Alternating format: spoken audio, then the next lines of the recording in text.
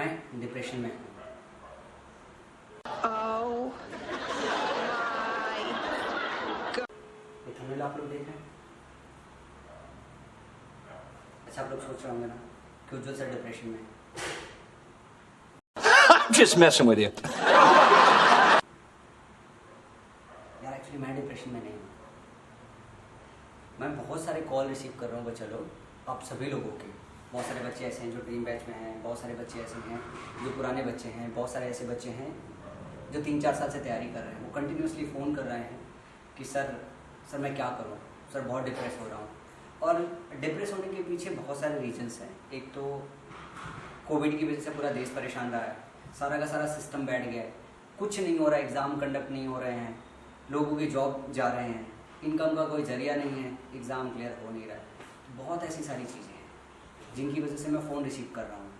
मैंने बहुत सारे बच्चों को बहुत कुछ समझाया है, लेकिन मुझे लगा कि शायद मैं आप लोगों के बीच में आके कुछ बातें डिस्कस करूँ। तो ये जो फेस है ना, ये फेस मैं महसूस कर पा रहा हूँ। ये मेरा फेस है ना, ये फेस मैं महसूस कर रहा हूँ कि मैं कॉल बच्चों की रिसीव करता हूँ तो जब वो कहते हैं मैं डिप्रेशन में हूँ सर, मैं डिप्रेशन में जा रहा हूँ, सर क्या करूँ मैं, 3-4 साल हो गए एग्ज़ाम के। उन्होंने 2 सवाल और पूछे कि सर आप कभी डिप्रेशन में नहीं गए हो, आपको कभी ये प्रॉब्लम नहीं होती है। हमारी पाठशाला में भी बहुत बार ऐसा हुआ है कि टीचर्स आते हैं, अच्छा काम करते हैं, तो कंपनी में भी तो बहुत अप एंड डाउन्स होते होंगे, कभी तो ऐसा होता होगा सर आप भी डिप्रेशन में जाते होंगे। सो बच्चा लोग, मैं इस वीडियो में आपको थोड़ी सी रियलिटी बताता हूँ। ऐसा नहीं है कि मेरी लाइफ में प्रॉब्लम नहीं आता है, ऐसा नहीं है कि मैं कभी प्रॉब्लम में नहीं रहा हूँ। एक्चुअली मेरी पूरी ज़िंदगी प्रॉब्लम से ही भरी हुई है। जब से मैंने होश संभाला है, मेरा सबसे पहला सपना था IIT JEE क्लियर करना। गांव से पढ़ के आने के बाद जब मैं पहली बार IIT JEE के एग्ज़ाम के लिए आया, पता चला उसी साल IIT JEE ने बैन लगा दिया। पहले लोग 5-7 साल से तैयारी कराते थे और 7 साल तक तैयारी करके बच्चा IIT में जाता था। जिस साल में आया उसी साल बैन लग गया कि सिर्फ इस साल एग्ज़ाम दे सकते हो, इसके बाद IIT JEE का एग्ज़ाम नहीं दे सकते हो। ठहरा हिंदी भाषा लौंडा, सारी फिजिक्स केमिस्ट्री मैथ हमको हिंदी में आती है, इंग्लिश के लैंग्वेज पढ़ने के बाद कुछ पता नहीं चला, हो गया, निपट गई मेरी IIT। उसके बाद 2005 में इंटरमीडिएट किया मैंने।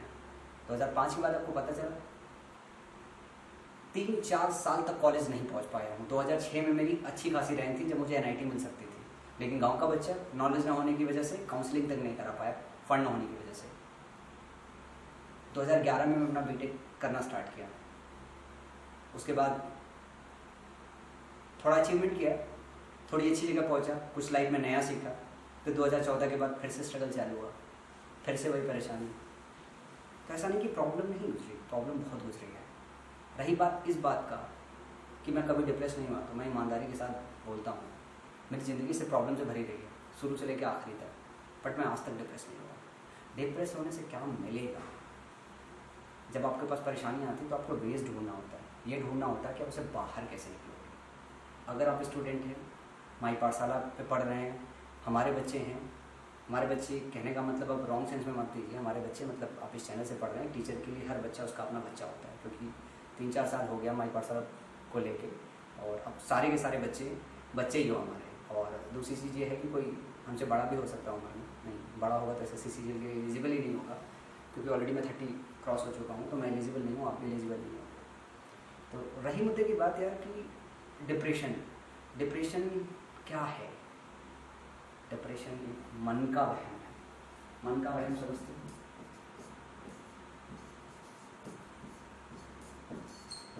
कई बार बच्चे बोलते हैं सर एक मोटिवेशन वीडियो डाल दो। मैं अपनी ज़िंदगी में आज तक मैंने कभी किसी की मोटिवेशनल वीडियो नहीं सुनी।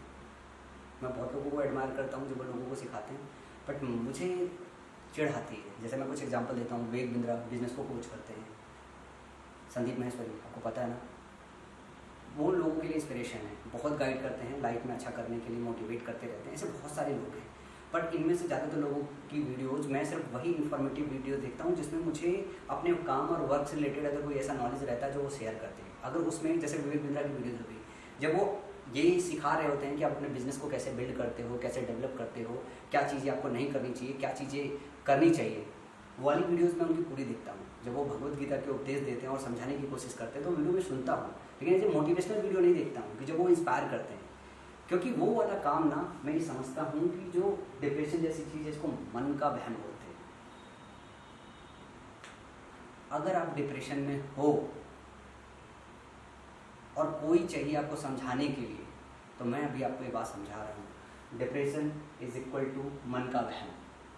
अगर आप डिप्रेशन में हो तो ये आपके मन का वहम है, तो मन का वहम आपको निकालना होता है। और अगर डिप्रेशन से आपको बाहर निकलना है तो कोई डॉक्टर की गोली काम नहीं आएगी, आपका अपना थिंक टैंक काम आएगा। और आपका अपना थिंक टैंक सही रास्ते पे लाने में मैं थोड़ी मदद कर सकता हूँ। अगर आप स्टूडेंट हो तो आप ऐसा क्या स्टेप लेके जाओ, क्या ऐसी पहल करो कि आप इस मन के वहम से बाहर हो सको। यहाँ पे मैं आपको थोड़ा सा सुझाव देने वाला हूँ। अगर आप बच्चे हो तो थोड़ी सी चीज़ें हैं जो मैं इस वीडियो के माध्यम से आप लोगों को कन्वे करना चाहता हूँ। बहुत बुरा, बहुत टफ टाइम चल रहा है, इसलिए थोड़े से किड्स और ये मेरे को टीचर की तरह आप देख लो, ये छोटे छोटे किड्स, यहाँ पे आप अपने आप को एज्यूम कर लो, यहाँ पे मुझे एज्यूम कर लो, ठीक है।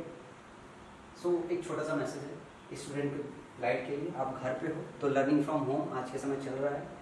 ये कोविड के पहले स्टार्ट हो गया था। कोविड की वजह से इवन तो छोटे छोटे स्मॉल किड्स भी ऑनलाइन पढ़ना स्टार्ट किए, लेकिन बहुत जो छोटे बच्चे होते हैं वो ऑनलाइन नहीं पढ़ सकते, उनको पर्सनल गाइडेंस की ज़रूरत होती है, तो फिजिकल टच की ज़रूरत पड़ती है। पर जो बच्चे बड़े हैं, जो 11वीं 12वीं पास हो चुके हैं, जो गवर्नमेंट एग्जाम की तैयारी कर रहे हैं, उनके लिए फिजिकल टच की ज़रूरत नहीं है। दे आर मैच्योर इनफ कि उनको क्या काम करना चाहिए।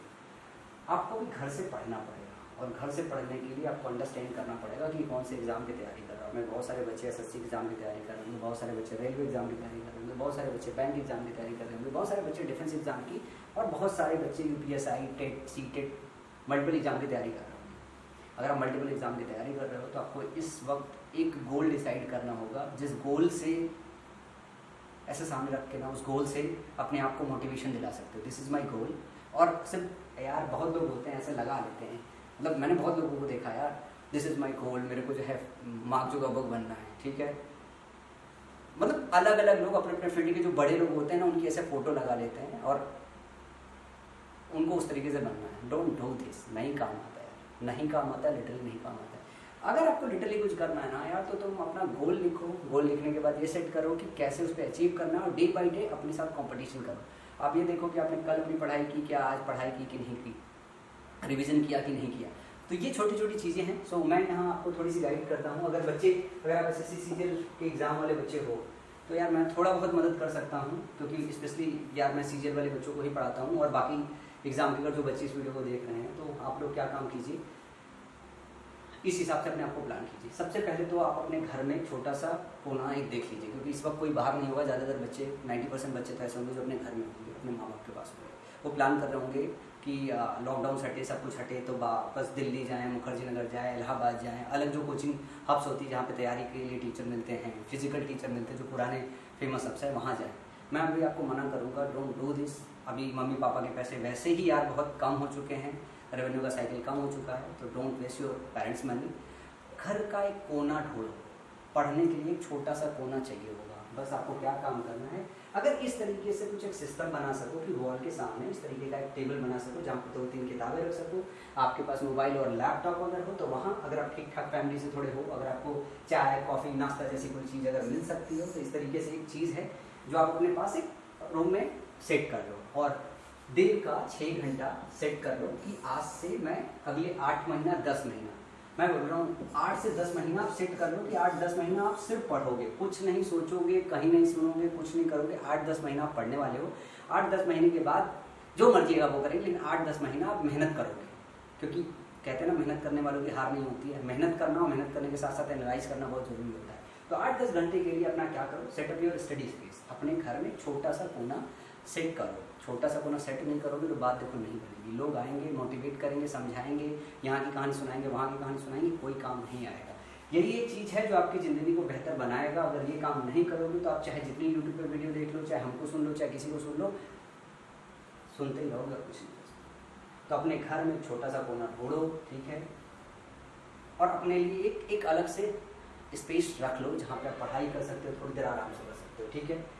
जितना भी आपके घर में अगर टीवी चलता है या कुछ और चीज़ें चलती है, जैसे घर पे हो तो मम्मी पापा टीवी देख रहे होंगे, कुछ और देख रहे होंगे, आजकल तो अमेजोन और नेटफ्लिक्स आ गया तो लोग ज़्यादा डिस्टर्ब भी नहीं करते। लेकिन अगर कोई बच्चा ऐसा है जिसके पेरेंट्स गार्जियन कोई और है जिनके पास मतलब टीवी वगैरह है, जो घर में टीवी चलती है, तो मेक श्योर आपका जो स्टडी रूम हो या जगह हो, जो छोटा सा कोना हो, बाहर हो जाए। जैसे जो बच्चे गाँव में हैं, मैं तो ये बोलता हूँ भैया अगर आप किसान के बच्चे हो तो आपको पता है कि मक्के की खेती का सीज़न है, मक्के में बनाई जाती मचान, पता होगा सब लोग गांव के ही हो, मक्के में मचान बनाते हो क्योंकि आपको चिड़िया उगाना होता है वरना दाना सारी चुग जाएंगी, तो मचान में यार बड़ा मजा आता है। तो आप मचान के ऊपर ही अपना पूरा का पूरा मोबाइल, आज की सुविधा उस मचान पे भी हम हैं अवेलेबल, तो उस मचान पे बैठो आराम से। मचान बहुत खूबसूरत, बहुत क्लासी लगता है। आज के समय में जो मॉडर्न लोग, बहुत पैसे वाले लोग हैं, उस तरीके की चीज़ बनाने के लिए बहुत पैसा खर्च करते हैं, और आपको तो वो आर्ट है करने का। आप मचान पे चुपचाप जाओ, बैठ, ठीक है, वहाँ पर अपनी कॉपी किताब लेके जाओ, आप चिड़िया भी उगाते रहो, बैठ के एंजॉय करके पढ़ते रहो, उसी मचान पे बैठे बैठे आपका एग्जाम क्लियर हो जाएगा। तो ये एक आपको सेपरेट जगह चाहिए।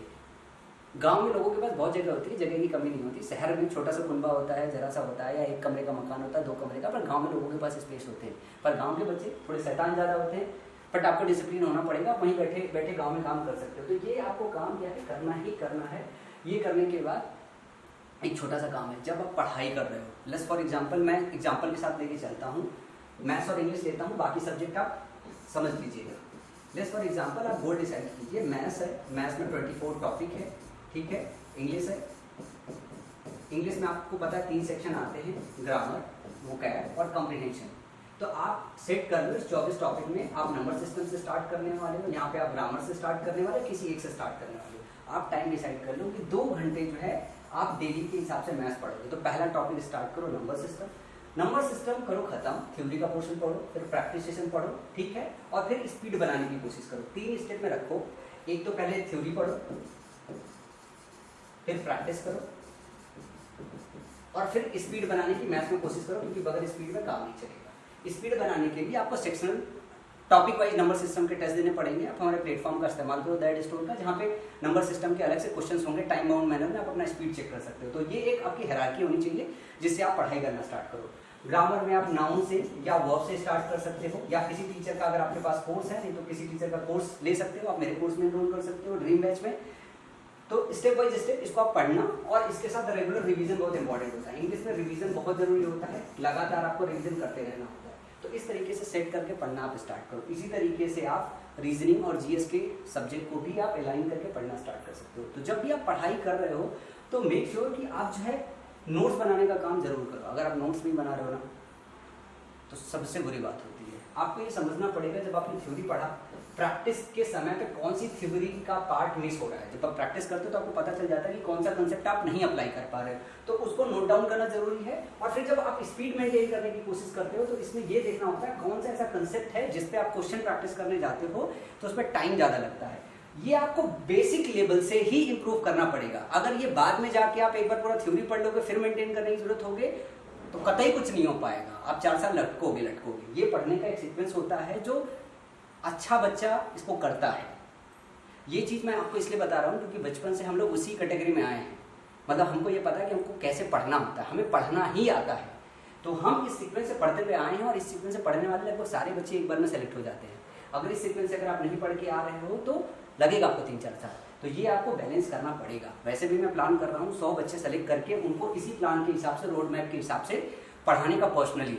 लेकिन जो बच्चे, हम 100 बच्चों के बाहर रह जाएंगे, हम सभी को मतलब पर्सनली नहीं पढ़ा सकते उस चीज़ को लेके, उनको हम यहाँ से मदद करने वाले हैं। तो इन सब के नोट करना बहुत जरूरी है। सेम कंसेप्ट आपको अप्लाई करना है जब आप ग्रामर पढ़ रहे होगे, कौन सा रूल बार बार बोल रहा है, किन पे आपको रिवीजन फोकस करना है, उसको लिए आपको नोट्स जो है आपको बनाना पड़ेगा, उन नोट्स का रेगुलर रिवीजन करना पड़ेगा। ये आपके लिए बहुत इंपॉर्टेंट चीज़ है। और अगर ये काम नहीं करते हो तो लिटरली फिर आपका कुछ ना कुछ होने वाला है।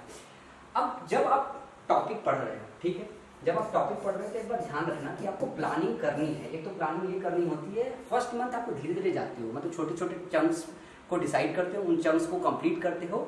उसके बाद आपको प्लान करना होता है कि आप आगे कैसे प्रोसीड करोगे। नंबर सिस्टम खत्म किया तो नेक्स्ट राउंड क्या होना चाहिए, नेक्स्ट टॉपिक क्या होना चाहिए। जब दूसरा चैप्टर पढ़ते हो तो एक बार वापस देखना होता है नंबर सिस्टम में कहीं ऐसा तो नहीं है कि आपका स्पीड जो है उसे छोड़ देने की वजह से आपका जो है मिसमैनेज हो रहा है, 10 सेकंड में अगर कोई क्वेश्चन सॉल्व कर पा रहे थे, अगर रिवीजन नहीं किया है आपने, तो आपका क्या है 5 सेकंड और ज़्यादा लगने लगा है, तो आपको वापस एक बार घूम के आना होता है और वापस रिवीजन करना होता है। तो रिवीजन का भी एक रोड मैप बनाना पड़ता है, तो ये बहुत ज़रूरी है। ये ग्रामर में भी करना पड़ेगा, मतलब इंग्लिश पढ़ते वक्त, रीजनिंग पढ़ते वक्त, जीएस पढ़ते वक्त और आपको मैथ्स पढ़ते वक्त, ये पूरा का पूरा आपको प्लान करना पड़ेगा कि आपको कैसे करना है, और डे बाय डे प्लान करना पड़ता है। जैसे मान लो आज मैंने पढ़ाई खत्म कर लिया, रात हमारी खत्म हो रही है, हमारा 6 घंटे का टाइम टेबल खत्म हो गया, तो एक काम सबसे अच्छा होता है कि आप अपने इधर जो टाइम टेबल आप बनाते हो, चेयर और कुर्सी लगा के सामने रखते हो, उसमें पहले ही बता दो। जैसे मान लो आज आपने मंडे खत्म कर लिया, कल ट्यूसडे है, तो ट्यूसडे को आपको क्या करना है, मंडे को ही जब आपका काम खत्म हो रहा हो तो एक प्लान बना लो कि ट्यूसडे को ये टॉपिक पे हम फोकस करेंगे। इससे आपका दिमाग पहले ही प्रिपेयर हो जाता है मंगलवार के लिए।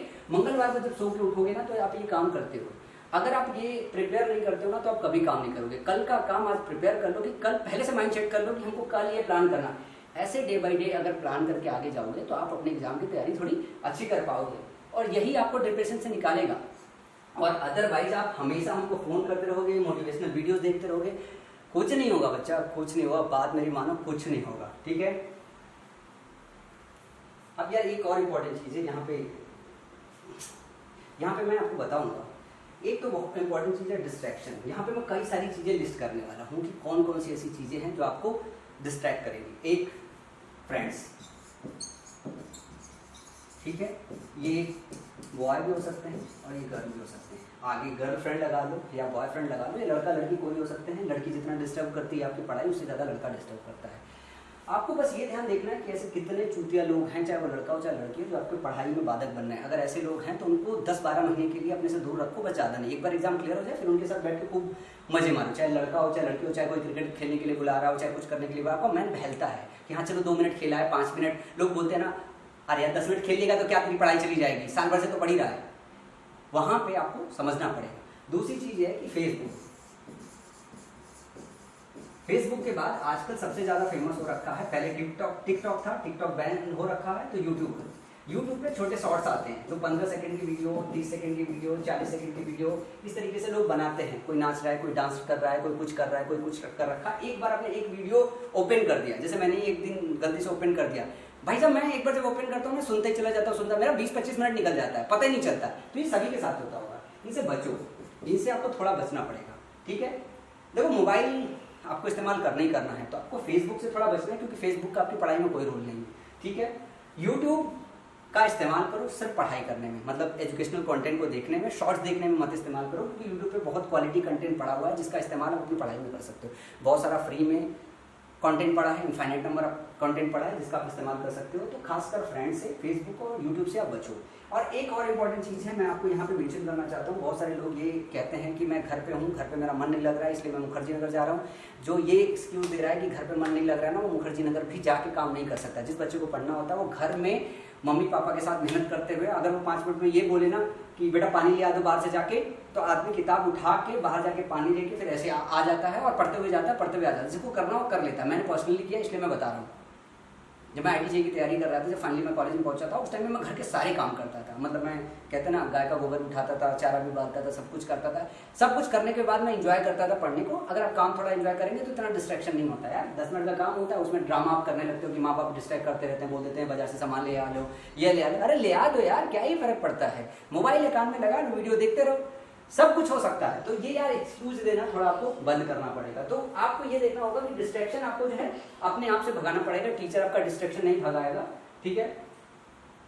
देखो यार, कुछ ना कुछ आपको बदलाव तो करना पड़ेगा, आपको अपने आप को बदलाव करना है। आप बहुत एक्सक्यूज देते हो, आप माँ बाप को एक्सक्यूज देते हो, आप अपने आप को एक्सक्यूज देते हो, आप अपने आप को एक्सक्यूज देते हो यार 1 साल में नहीं होता है। और खास करके उन लौंडों से तो खास करके बड़े रहना जो 4 साल से ही पढ़े हुए मार्केट में, और जो ये बोलते हैं, जो आपको सलाह देते रहते हैं, ये पढ़ लो, ये किताब पढ़ लो, इस किताब से नहीं होगा, वो किताब पढ़ लो, ये टीचर नहीं, वो टीचर पढ़ लो। आपने देखा होगा गांव में एक बच्चा पढ़ा हुआ है, ठीक है, जिसने किसी टीचर से नहीं पढ़ा। ऐसे बहुत सारे भरे हैं एग्जाम्पल, किसी टीचर से नहीं पढ़ा है, किसी कोचिंग से नहीं पढ़ा है, कुछ नहीं पढ़ा है, किताब उठाया, पढ़ा और एग्जाम फोड़ के रैंक निकाल के चला आया। वो क्या करता है भाई साहब, पैदा नहीं होता है, पीछे बैकग्राउंड चेक करो, बहुत साधारण सा बच्चा होगा, BA किया हुआ है, बेसिक होगा, फिर भी रैंक फोड़ के चला था। वो क्या, वो डिसिप्लिन होता है। आपको अपने आप को बदलना पड़ेगा, डिसिप्लिन इज द की। अगर डिसिप्लिन नहीं रखोगे आप कभी सक्सेसफुल नहीं हो पाओगे। आपको डिसिप्लिन रखना पड़ेगा, आपको अपने अंदर बदलाव करना पड़ेगा। This is the thing. आपको सोचना होगा कब तक आपको उज्जवल सर की या किसी मोटिवेशनल स्पीकर की जरूरत है। टीचर की जरूरत सिर्फ आपको कंटेंट पढ़ाने के लिए हो। मोटिवेट, क्यों आप अपने आप को मोटिवेट नहीं कर सकते हो? क्यों आप ये नहीं बोल सकते हो नहीं मैं लायक हूँ? क्यों आप अपने आप से बात नहीं कर सकते? एक सवाल अपने आप से पूछ के देखो कि साला मैं पैदा हूँ, मैं बददिमाग हूँ? पूछ के तो देखो। जब आप अपने सवाल से पूछोगे ना तो आपको अंदर से गुस्सा आएगी, आपको कुछ साबित करने का मन करेगा कि आप जिंदगी में कुछ हो। कितनी बार ससुरा फेल हो गए यार, 1 बार 2 बार 3 बार 4 बार 5 बार 6 बार। अड़ जाओ कि जब तक तोड़ूंगा नहीं तब तक छोड़ूंगा नहीं, ये आपके अंदर होना चाहिए। और जब तक सक्सेसफुल नहीं हो जाऊंगा ना तब तक हार नहीं मानूंगा। जिस दिन ये थिंक टैंक आपके अंदर आ गई ना, उस दिन आपका जीवन सफल हो जाता है। और ये इतनी जल्दी आती नहीं है, ये आपको धीरे धीरे टाइम के साथ डेवलप करना पड़ेगा। और ये बहुत इंपॉर्टेंट है यार, अगर ये नहीं कर पाए तो।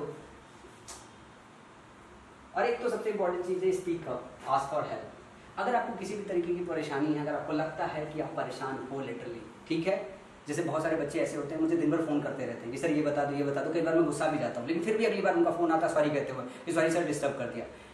मैं उनको टाइम देता हूँ, उनसे बात करता हूँ, फिर मैं उनको समझाता हूँ। तो अगर वो मुझसे बात नहीं करेंगे मैं उनको बता नहीं पाऊंगा। शायद मेरा वो 5 मिनट उनके लिए बहुत इंपॉर्टेंट होता है, शायद वो उसकी वजह से अगला 10 दिन पढ़ पाते हैं। तो ऐसे अगर आपको किसी भी तरीके की प्रॉब्लम हो, अपने टीचर से बात करो, अपने पेरेंट्स से बात करो, और किसी से बात करो, और अपने आप से बात करो। अगर आप बात करोगे तो आपका बर्डन और प्रॉब्लम जरूर कम होगा। ये आपको समझना होगा इस क्राइसिस के दौरान। ये अभी बहुत बड़ी क्राइसिस चल रही है, इस क्राइसिस से आपको बाहर करना पड़ेगा। और एक और चीज़ बता रहा हूँ मैं, आपको किसी भी तरीके की प्रॉब्लम हो, चाहे क्वेश्चन सॉल्व करने में प्रॉब्लम हो, चाहे सब्जेक्ट पढ़ने में प्रॉब्लम हो, चाहे लाइफ में किसी चीज़ की प्रॉब्लम हो, चाहे कुछ भी, प्लीज़ मेक श्योर कि आपके पास एक डायरी, नोटबुक, अलग अलग तरीके की चीज़ों के लिए आपके पास एक नोटबुक होना चाहिए। अगर मान लो आप पर्सनल लाइफ में परेशान हो, राइट डाउन करो। जब उसे लिखोगे ना तो थोड़ा ध्यान दोगे, और जब ध्यान दोगे तो उस प्रॉब्लम को दूर करने की कोशिश करते हो। तो हर चीज़ को राइट करना बहुत ज़रूरी है। बहुत ज़रूरी है कि आप हर चीज़ को लिखो। अगर प्रॉब्लम्स है तो लिखो, अगर लिखोगे तो दूर करने के रास्ते निकालोगे, अगर नहीं लिखोगे तो दूर करने के रास्ते नहीं निकालोगे। इसीलिए बोलते हैं कि जब आप क्वेश्चन सॉल्व करते हो, कोई प्रॉब्लम होता है ना, तो कई बार हम बच्चे स्किप कर देते हैं, ठीक है सॉल्व कर लेंगे कर लेंगे कर लेंगे। लेकिन अगर आप लिखोगे तो आप उसे निकाल पाओगे।